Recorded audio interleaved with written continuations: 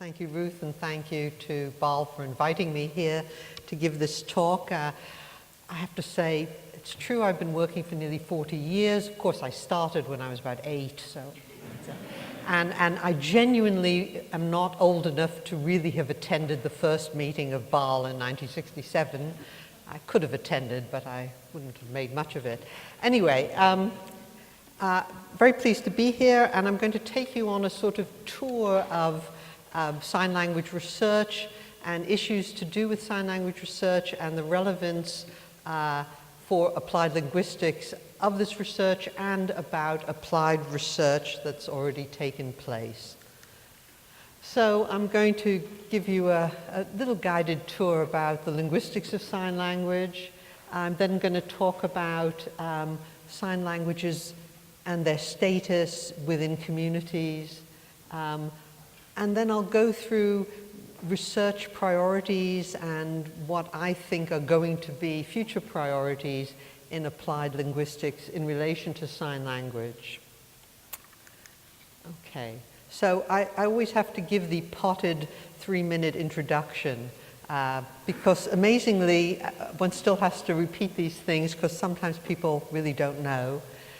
So sign languages, there are many in the world. I think Ethnologue, which lists all the languages of the world, records about 140 sign languages, but that's clearly nowhere near the total.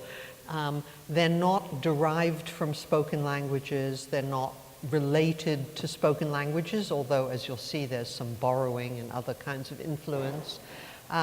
Obviously, they use the visual spatial modality. You can see the interpreters here who are translating what I'm saying. And of course, because they're not related to spoken languages, they have their own lexicons, they have their own grammars.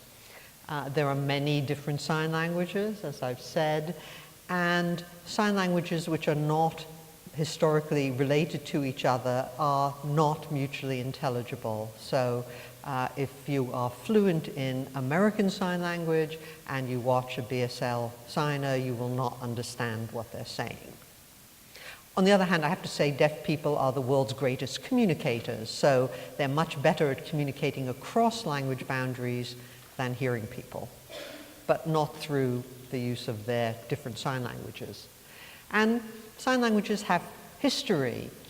Clearly, sign languages are newer than spoken languages as a rule, but the earliest references to signing in Britain, I mean, with descriptions of signing, not just saying people sign, but actually describing in some detail the form of signs, date back to the 16th century.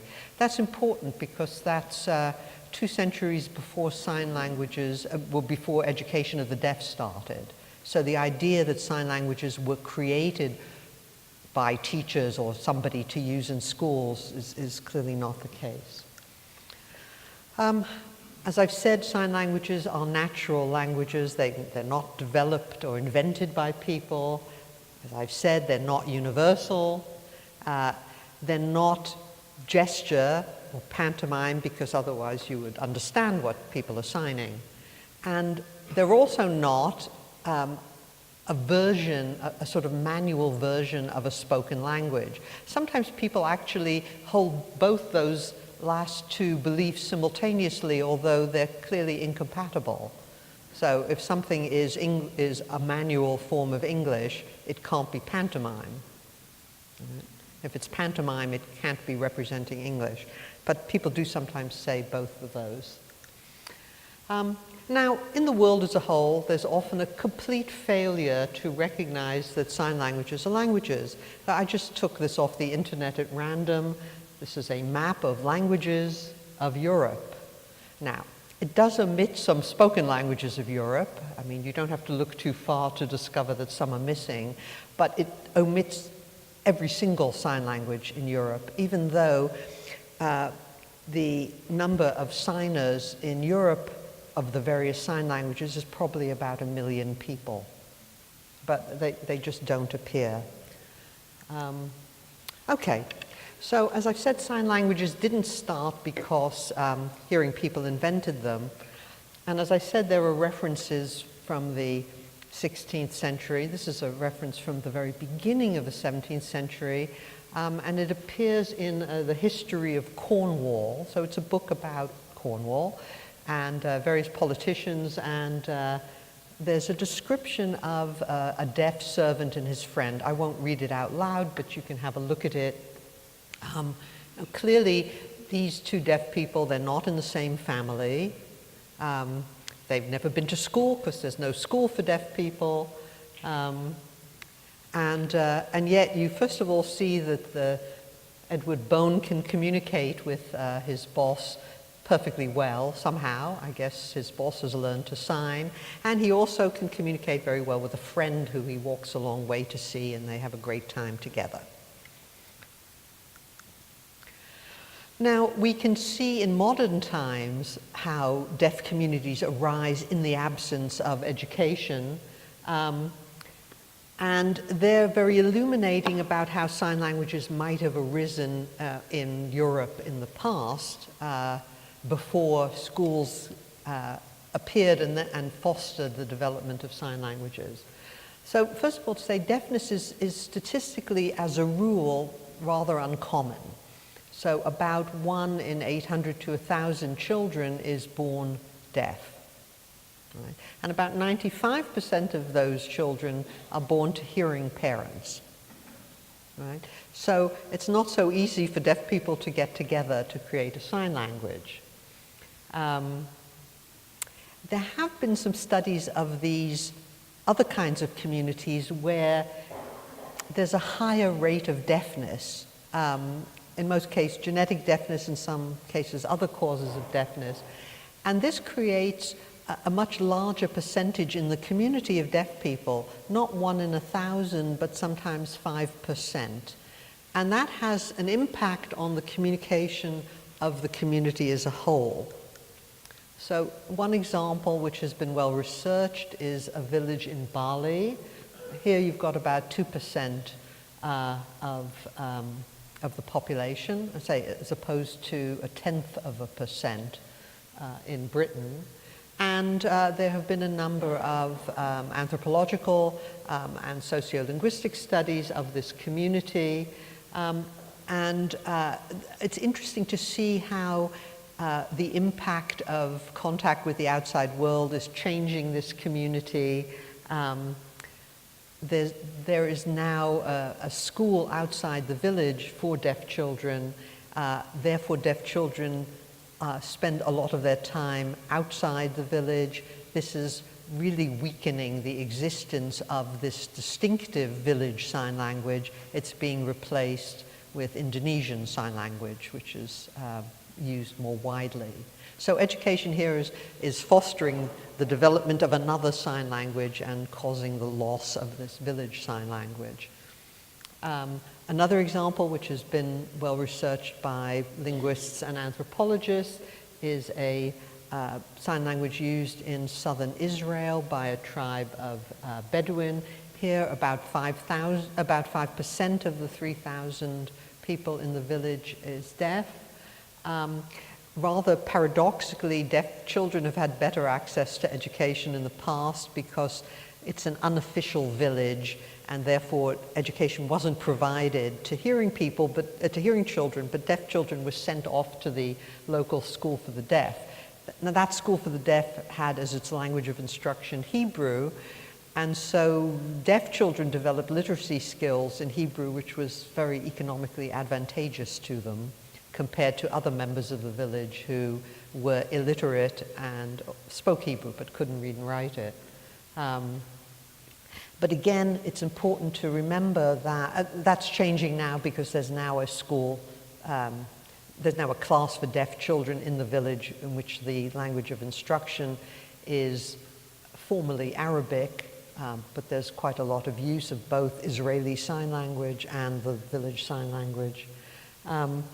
And although everybody knows some sign language in the village, there's great variability amongst the hearing members of the community in their knowledge of Al-Said sign language. This is also true in Desa Kolok.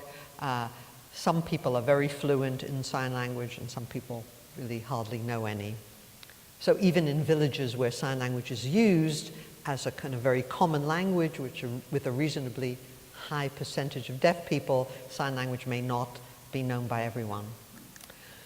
Okay, now let's go back to BSL. So I say there's an estimated 50,000 to 70,000 users. This is an estimate. There was a question in the 2011 census, but there's general agreement that it probably underrepresented the use of BSL. There was a figure given of about 23,000 households where sign language was the preferred language, a primary language of communication. But of course, it isn't the case, where hearing people live with deaf people. If a hearing person filled in the form, they might not have said sign language was a primary language in the household. So it's not a particularly good measure. Historically, it forms a single language group with these various other sign languages, and they can all be considered dialects of the same sign language. Not related to American Sign Language, not related to Irish Sign Language, which are two languages which have historical links to French Sign Language. And it is one of the earliest documented sign languages, because really it was only in the 17th century that people got interested in sign languages and started writing about them in any detail. Okay, I'm going to show you now a little clip of a 5-year-old girl who chatting to her mother, who's also deaf. You can read what it says at the beginning. It should start to play. There's no sound, really.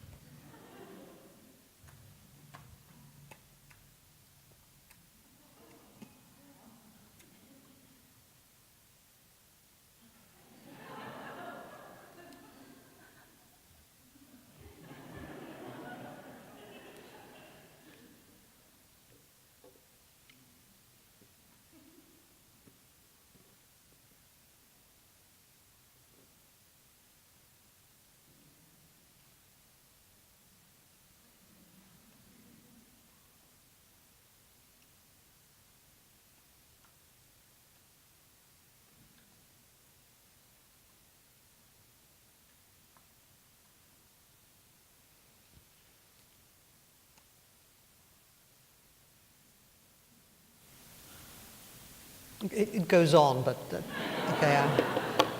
You can watch it on YouTube. But that's really just to give you an idea that, here's a very bright little girl. She's had, very fluent input from her deaf parents of BSL as a first language, and she's able to express all sorts of interesting ideas through her language. So really, it's often important to have a look at sign language to really understand that you're looking at a full human language. She's able to express very abstract thoughts, not always quite correct, but interesting. Anyway, unfortunately, attitudes to sign language are really often not very good. They're very like attitudes to other low status languages, but sometimes even worse. I won't read that out loud, but have a look at a quote. This is somebody who went to school in the 60s. Okay, so it's an old quote, but and this person has deaf parents, so it's not just sort of abusing the child, but it's also saying really bad things about the parents of the child and the language of the home.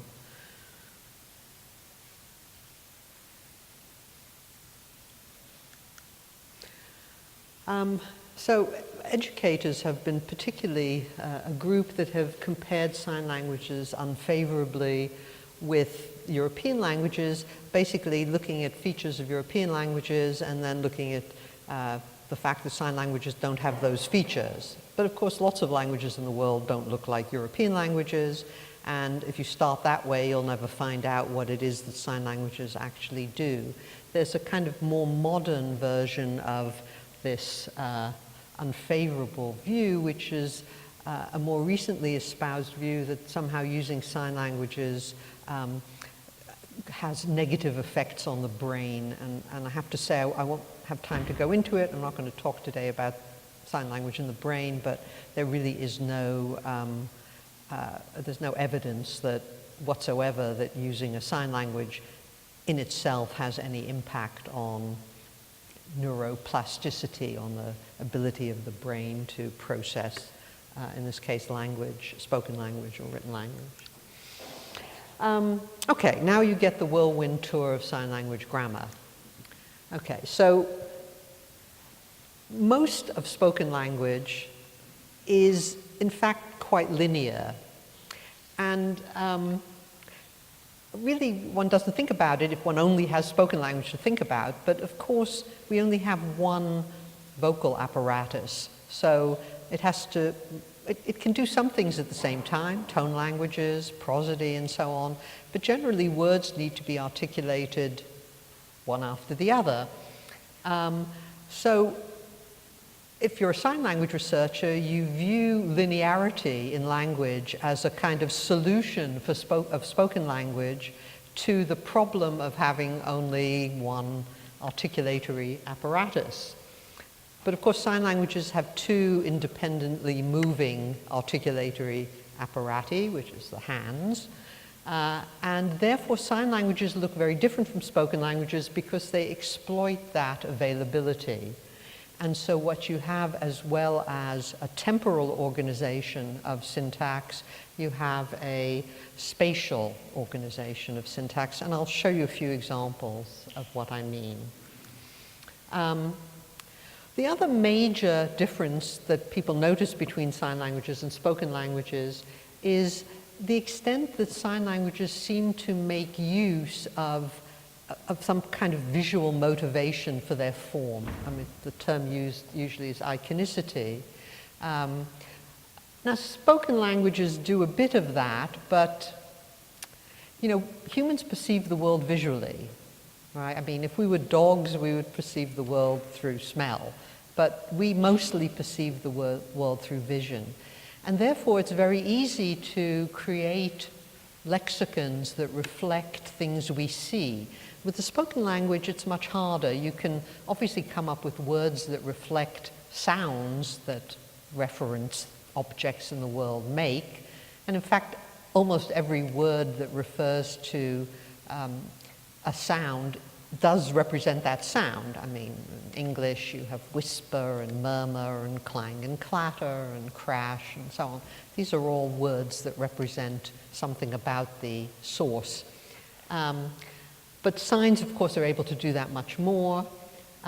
Not invariably. There are many signs in BSL and in other sign languages that are not iconic at all. So, for example, the sign sister.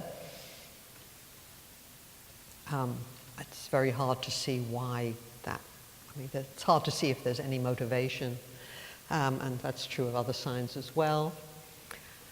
So basically, a way of thinking about iconicity in language is that you have some concept of a tree. It has a shape, it has a texture. There's an image you can create of what an archetypal tree looks like. And in the third frame over, you can see that what you've got are some properties, that there's some flat ground that the tree stands on, and the trees are tall, and that there's some kind of branching surface. And that's represented, those aspects are represented in that sign, which you see on the right. So the spread fingers of the hand are representing the branches, the forearm verticals representing the trunk, and the other arm is representing the ground. Okay? But this is just a convention. So in this particular sign language, those are the aspects that are represented. And that's what the sign looks like. In another sign language, although it's still motivated by some visual image, it's not the same sign. So if we compare American Sign Language and Chinese Sign Language, the Chinese Sign Language sign, which looks like this, is not representing the branches, it's not representing the ground. What it's focused on is the three-dimensionality and the roundness of the trunk. And that's why, unless you know a sign language, you can't understand it, because you don't know what that represents unless you've learned what that represents, just like for the meaning of the word tree in English. Okay, phonology. Ooh, time is running. Okay, phonology. So that's traditionally defined in spoken language as a sort of level below the word, smaller than the word, which has some patterns of meaningless sounds which belong to the repertoire of contrastive sounds in that language. So one can ask, can there be a phonology of a language without sound? Well, we have to kind of get away from the notion that sound is essential, because we all know speech and language are not the same things. So what we're interested in is the system. And Brentari suggested a modality, that is neither sign nor spoken, a modality-free version of a definition of phonology. So it's rules for combining a finite number of meaningless features into a large number of pronounceable forms. Okay. So we have iconicity, but we also have phonology. So all signs have some internal contrastive structure, and the four pairs there represent contrasts in different aspects of phonology. But as I said earlier, phonology is, sign languages tend to exploit simultaneity. So rather than having the phonological elements arranged linearly, right, there is some linear structure, but we'll just think about the non-linear structure at the moment. What you seem to have is a bundle of features that occur together. So if we compare work and talk, which I'll demonstrate, they seem to differ only in hand shape. Okay, work seems to use a flat hand, and talk uses an extended index finger. If we look at the pair on the lower left, brother and paper, which I will show you, okay, they seem to differ only in movement. They've got the same hand shape, but the movement in one is sort of, they meet, and the other one they sort of rub up and down. If we look at the signs to mind, I mean, as in to look after, and and health, we see mind and health. They seem to differ only in location. And finally, if we look at the lower right, we have a pair, the signs on and true. And they seem to differ only in the orientation of one of the hands. So it's possible to describe the phonology of signs in that sort of way. You talk about the locations that are contrastive, the hand shapes that are contrastive, the movements, and the orientations. And different sign languages may utilize different hand shapes, for example, or hand shapes that contrast in one sign language may not contrast in another. Locations which contrast in one sign language may not contrast in another, and so on. Okay, this is basically repeating what I said. This is defining the terms hand shape, location, movement, and orientation. Okay, a little bit about morphology. So as well as having this internally complex structure because of this simultaneous bundle of phonological elements, signs are often multimorphemic. That is, instead of having, well, they do use processes of affixation, but there's much more a case of signs changing internally in form.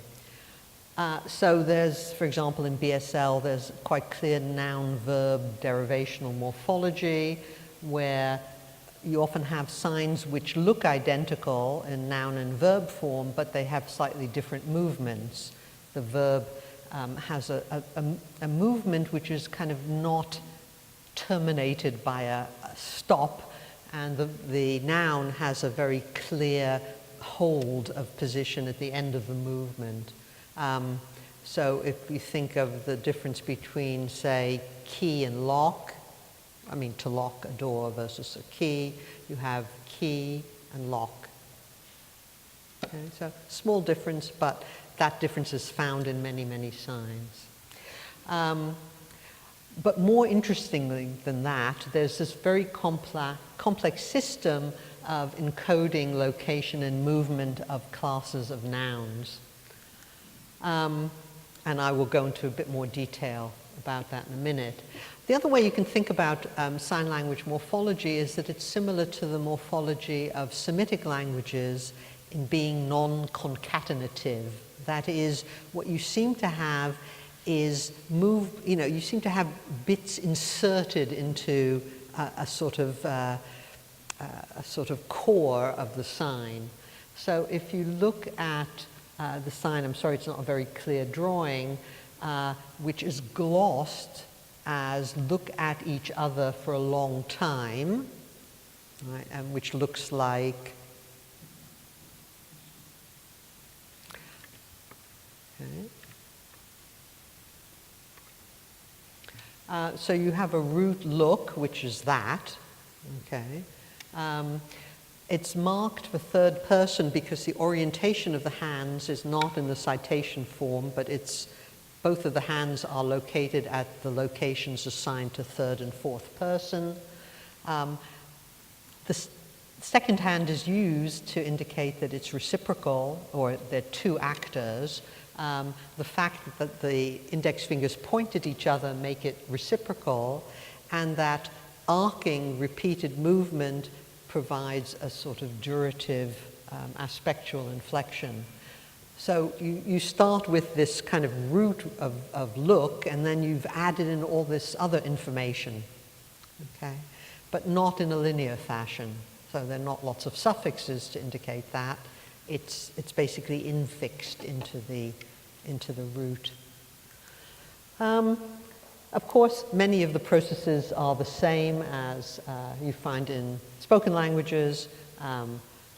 There is affixation. I'll show you an example in a minute. There's compounding, there's pluralization, there's verb agreement. I'll also show you an example of that. Sign languages tend to have very complex verb morphology compared to a language like English, which of course is particularly poor. But it creates complex morphology by exploiting locations in the space in front of the signer's body. And it's rule governed. I mean, it's not just a kind of random visual thing. So the verb ask can move around in space to indicate the subject and the agent and patient, who's asking and who they're asking. Whereas a verb like to like something cannot do that. It is not able to show, he likes her or she likes him by moving the verb. I mean, you can indicate that she likes him, but you have to use a different way of doing it than a verb like ask, because it belongs to a different class of verbs. Okay. And as I said, you get aspect marking, which is either done, it's done by changes in movement patterns and or changes in information on the mouth. And this just gives you some examples of different movements that are added to the root of a sign in order to show these various types of modifications. This is an example from American Sign Language. Okay, quick tour of syntax. As I've said, exploitation of multiple articulators. So you very often see the head of a noun phrase on the non-dominant hand while the dominant hand produces the modifier. So you can have something like deaf boy, where the left hand is signing boy and the right hand is signing deaf. Okay. Often in a sentence, one of the arguments of the sentence will be maintained on the non-dominant hand while the dominant hand does some other things. And we've already seen an example of duplication on two hands for reciprocal.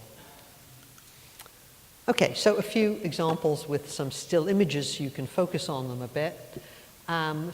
We talked about the verb like. So this is translated as my friend didn't like that film. Oh, I should say this is a left-handed signer, but it doesn't really matter. I mean, some people are left-handed, some are right-handed. Now, the first thing you notice if you look at the glosses is that BSL word order is really nothing like English. Okay, it really is very different.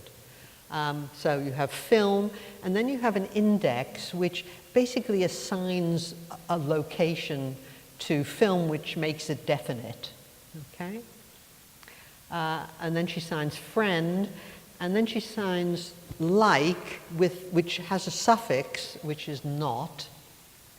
Okay, so there's an example of a negative suffix.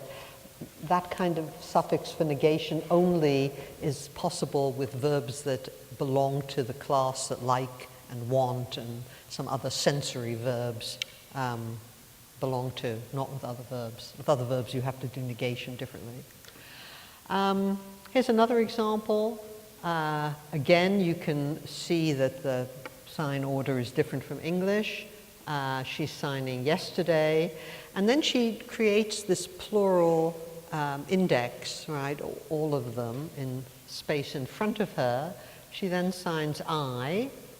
And then she signs the verb interpret, but she moves it as she signs it across the identical arc that she used when she signed all of them.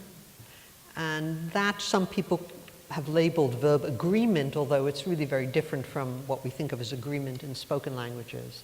So we understand there that the verb interpret, because it follows the same spatial arc, agrees with with all of them. So it's interpret to all of them. And a final example, and this is sort of the most complex one. So this is translated as the book is next to the pen on the table.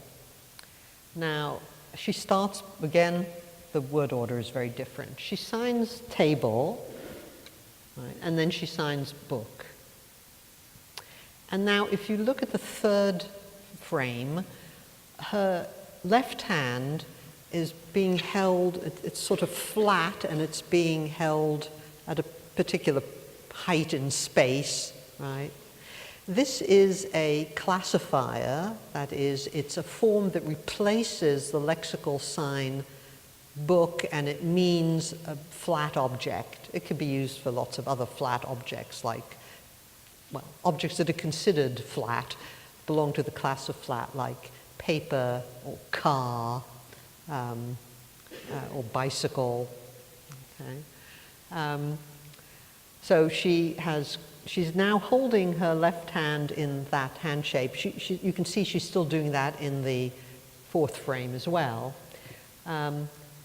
Okay, and in the third frame, as well as holding her left hand up to show the classifier for flat object, she's signing the lexical sign pen, right? And in the final frame, her hand, you maybe can't see it very well, it's in this hand shape. This is a classifier for long, thin object. and can refer to a pen or a human being or various other long, thin things. And she then locates this long, thin object adjacent to the flat object. And if you'll notice also at the height where she signed table, okay? So we interpret those last two frames, that's the verb, it's located, the pen is located to, next to the book, okay? So there's a very complicated kind of verb construction where the lexical nouns are replaced by these classifiers and then embedded in some sort of spatial relationship, very characteristic of sign languages, very different from spoken languages. I mean, spoken languages have classifiers, but they're not used in this kind of way. And also exploits these two articulators in a way which is not available to spoken language. Just before, I want to mention something about fingerspelling because I'm going to come back to it at the end.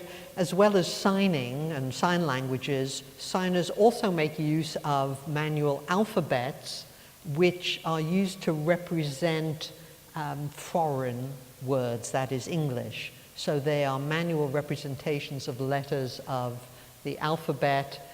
They can be used for lexical borrowings. They can be used to say represent foreign words and so on. The alphabet used in Britain and a few other countries is a two-handed alphabet. In most countries, one-handed alphabets are used. I will come back to that. So all signers use that to represent sometimes, and it's also a great source of loan signs in BSL. And I've just given you an illustration.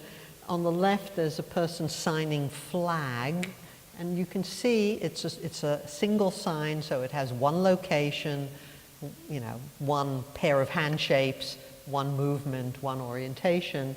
And on the right, he's finger spelling cat, and that has three different locations. And it has three different hand configurations. So it's really not, it doesn't look like a sign. It's much more complex and more linear than signs are. But people often confuse them. I'll show you an example at the end. Okay, and finally, I've talked about hands, but non-manual elements are extensively used in sign languages to mark prosodic contrasts. So for questions, there are question signs like who, what, when, but questions are also marked prosodically by facial expression. In BSL, it's possible to negate sentences entirely non-manually, just through facial prosody, conditionals, topicalization, and so on. And these non-manual elements are coordinated with manual parts of the sentence. Okay. Now we can leave linguistics behind and go on to applied linguistics. Okay, BSL is a language which has really extensive lexical variation. This is also found in lots of other sign languages and is almost certainly the case because sign languages, because although there is one British Sign Language, you know, deaf people were living in the 19th century until the 21st century when it comes to telecommunications, because there was no access to telephones, there was no access to sign language on television. Clearly, the effect that innovations like radio had on leveling dialects in English just bypassed the deaf community. If you wanted to talk to a signer until 15 years ago, you had to actually go and meet that person face to face, just like Mr. Bone did in 1602. It hadn't moved on. And so schools and deaf communities tended to be more isolated than hearing people, speakers of English, were. And so this is true in lots of countries. So we know that the dialect, the basis of regional dialects in Britain is related to education, to where schools were located. This is also true in the Netherlands, where there are 5 major sign language dialects related to the fact that there are 5 different schools for the deaf. In contrast, Irish Sign Language has very little regional variation because all Irish deaf children went to schools for the deaf in Dublin. On the other hand, Irish Sign Language has really distinct men's and women's varieties, or it had until the last 25 years or so, because there was a boys' school and a girls' school, and they were discouraged from mixing. American Sign Language also has relatively little regional variation, probably because most teachers of the deaf were educated in one place and then they went all over the country opening up schools for the deaf, and so there was a sort of standardizing influence. But again, not surprisingly perhaps, in American Sign Language there are very pronounced dialect differences between African American signers and white signers, because the schools were segregated until 50 years ago. As I said, there's a lot of historical regional variation. I'll say a little bit more in a minute about BSL Sign Bank, but we collected data across Britain and found 22 variants of purple, right? Not phonological variants, lexical variants. But there's a really pronounced and rapidly occurring leveling process. So if you look at younger signers, they are much less likely to use traditional regional variants. And that's because of these changes in technology. In 1981, the BBC started broadcasting sign language, a magazine program for deaf people called See Here. There's sign language daily, mostly in the forms of interpreting. There's lots of sign video on the internet, and people can interact remotely in sign language. And so this is having a really pronounced effect on loss of a variation and leveling across different dialects. Okay, some other issues to do with sign language variation and change. Sign languages are essentially unwritten languages. There's no sign language that is widely written. There are written forms available, but they're not widely used, and I actually expect that they'll never become widely used because the availability of recording of signing has kind of overtaken any efforts to create written forms. So I think it will just get passed by, and sign languages will never be widely written. But of course, that's not the same as writing. I mean, written forms of language have rather different structures and functions. And it's really different, you know, looking at a real person signing isn't the same as a written record. Working as we do with sign language corpora, you know, it's a real consideration about anonymity. You know, you cannot create corpora in which the identity of the signer is not known. Hopefully, someday technology will help us deal with that. But, you know, if you blot off the signer's face, you miss all of the prosodic information, so you can't do that. And there are also, you know, issues for educators, so you can't have blind marking in a sign language exam because you can see who's signing. Okay, dictionaries. Sign language dictionaries have proliferated in the last 40 years or so. They're usually not created for the purposes that dictionaries are generally created. They're usually created to preserve the lexicon of the language, or they're designed for learners. And really, most sign language dictionaries are actually bilingual word lists. You look up, say, an English word, and you find the sign. You rarely get definitions in which the sign is defined in its own language.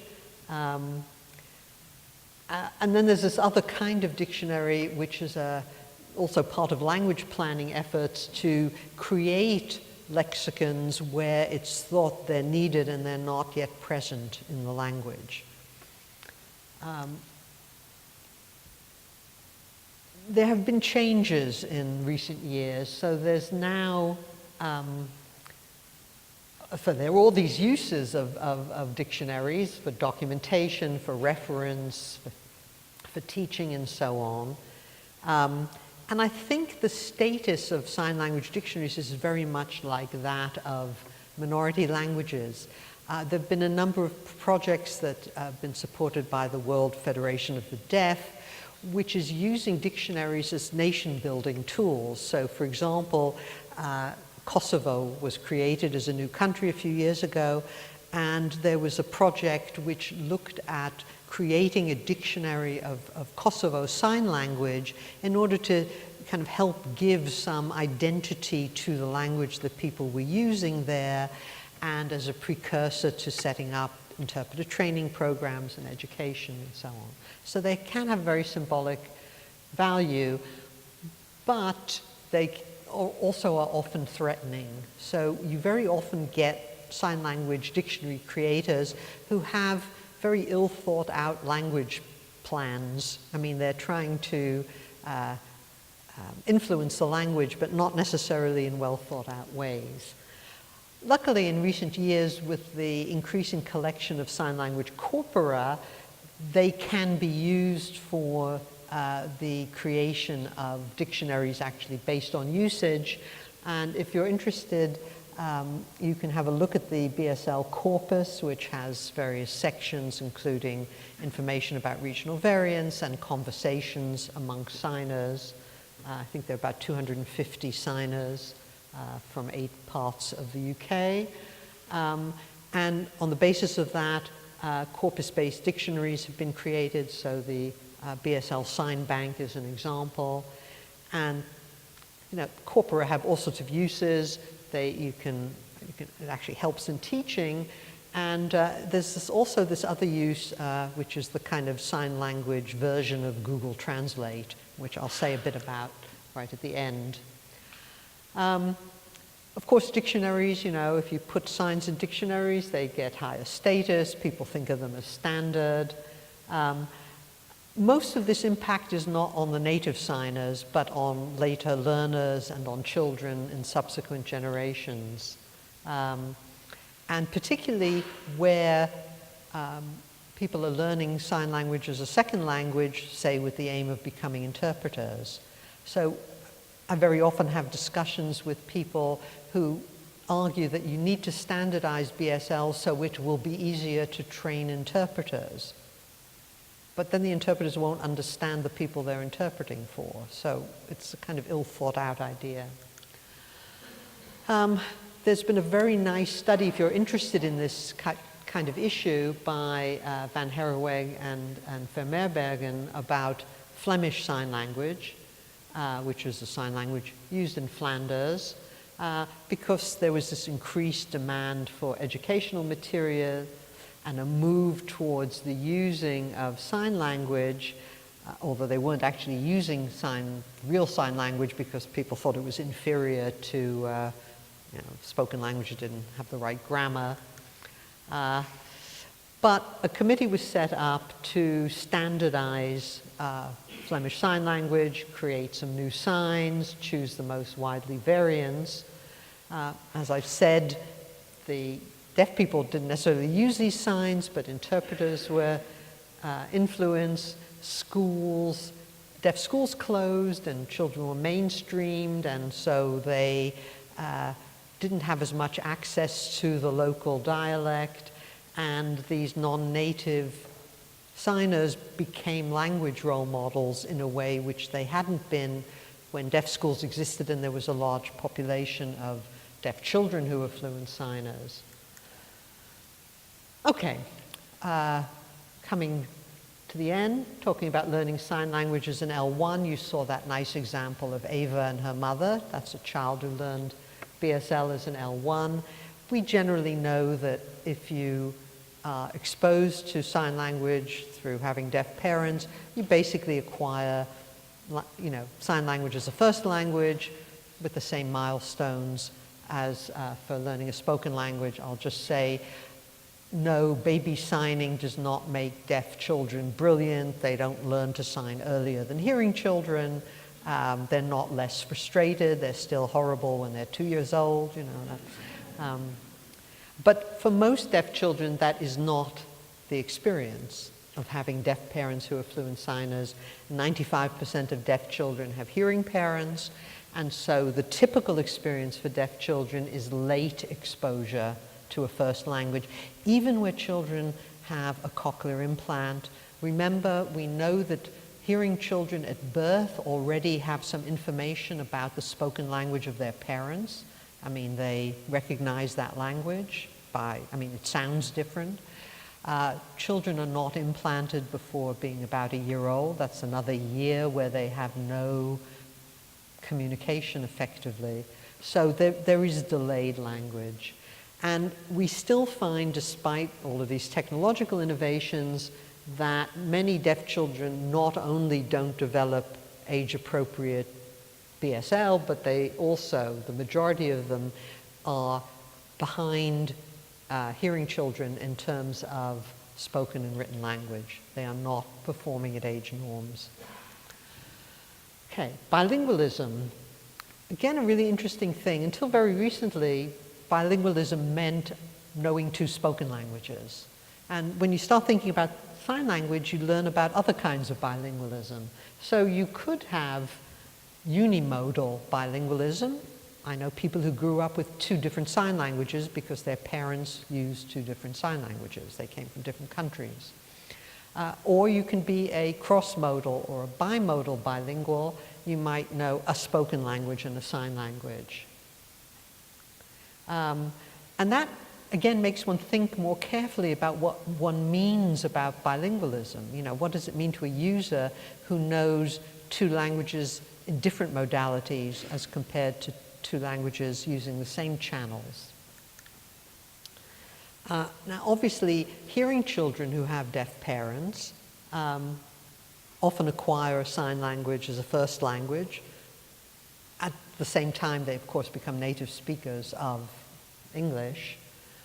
And those people who have languages in different modalities not only show these classic bilingual features of code mixing and code switching, but also something called code blending, where you simultaneously produce some information on the mouth which derives from the spoken language while producing on the hand something that derives from the sign language. Now, that's obviously not possible if both of your languages are in the same modality. Deaf people also become bimodal bilinguals, so many of them will mix the 2 languages. And again, that has important implications for our cognitive models of bilingualism. So do people who know a sign language and a spoken language show the same cognitive benefits that have been ascribed to people who know 2 languages in the same modality? And also you get a unique kind of code mixing in, say, a person who knows Irish Sign Language and BSL, because they not only can switch between those 2 sign languages, they can also switch between the 2 different manual alphabets, one of which is associated with Irish Sign Language and one with BSL. And a colleague of mine has been doing research on that recently. Okay, we've talked a bit about sign language in education. There's been an enormous change in recent years. The vast majority of deaf children are no longer educated in schools for the deaf. They're mainstream. They may have sign language input in that context, but it's clearly of a very different sort than when there were large communities of deaf schools, and deaf schools provided the underpinnings and the language bases for becoming a signer. So you have 2 strange things happening at the same time. People accept sign language more, but children have much less opportunity to become fluent in it.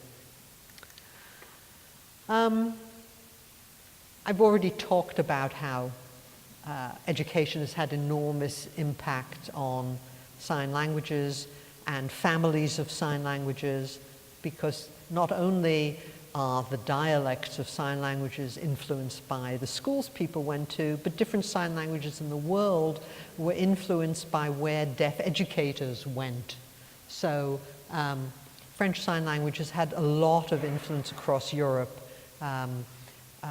American Sign Language, because a deaf teacher of the deaf went to the States to open the first school for deaf children there.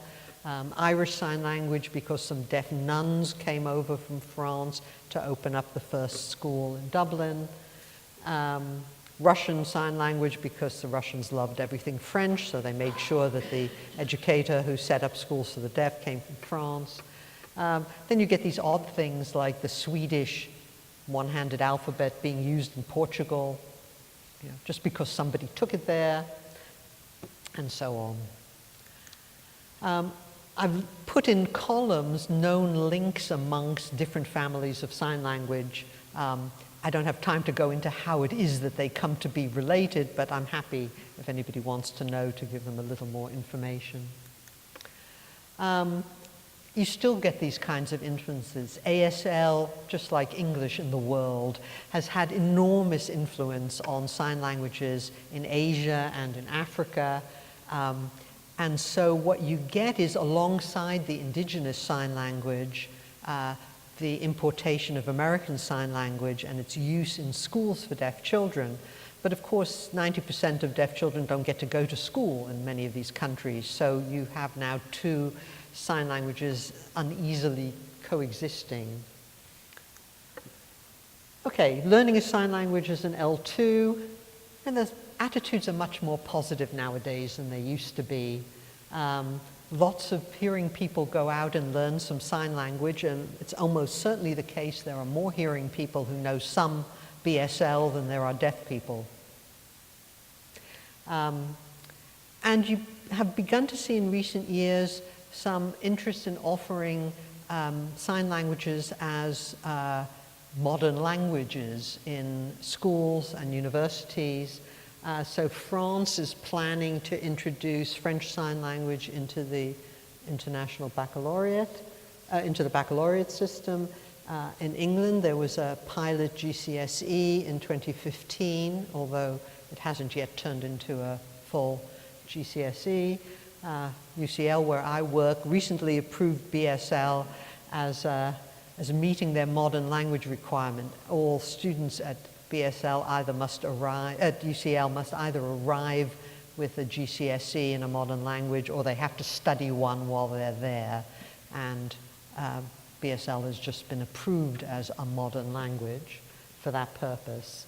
Of course, there are implications for teacher training and language resources.